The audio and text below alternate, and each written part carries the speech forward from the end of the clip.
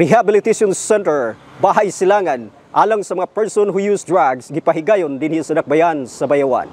Kini usa ka inisyatibo ubos sa Bahay Silangan Reformation Program nga gimugna sa Philippine Drug Enforcement Agency PDEA uban sa tabang sa lokal nga pangagamhanan nga nagtinguha sa pagpahiuli sa mga persons who use drugs PWODs ngadto sa husto ug limpyo nga pagpahimuyo.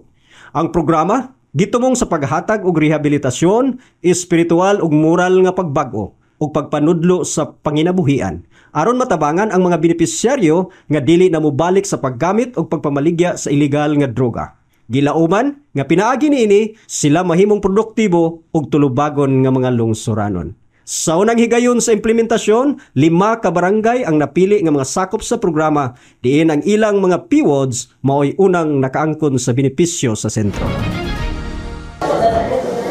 Okay, magandang umaga po sa lahat. No? Unang-una, I would like to congratulate the City of Bayawan under the leadership of Mayor John T. Raymond Jr.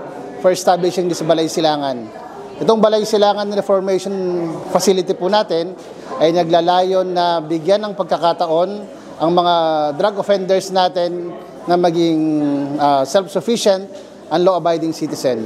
Kasama po ito sa programa ng gobyerno, ang tinatawag na Rehab and Reintegration Program.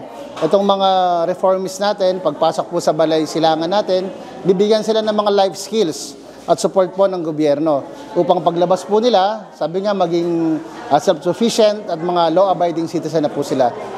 Muli po, maraming salamat po sa Bayawan City. Mabuhay po kayo.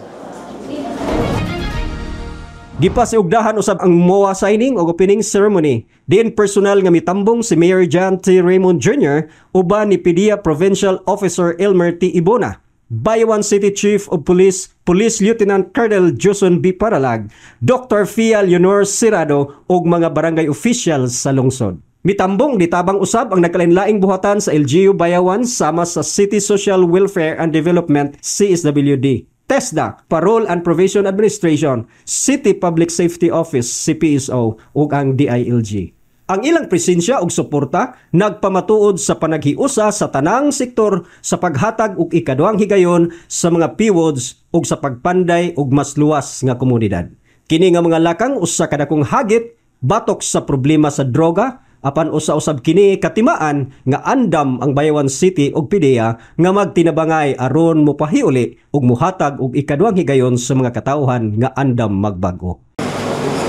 Gikan sa City Public Safety Office, kini si Media Bureau News Correspondent Ariel Calonsag. Ibayaw Bayawan, kita ang Bayawan.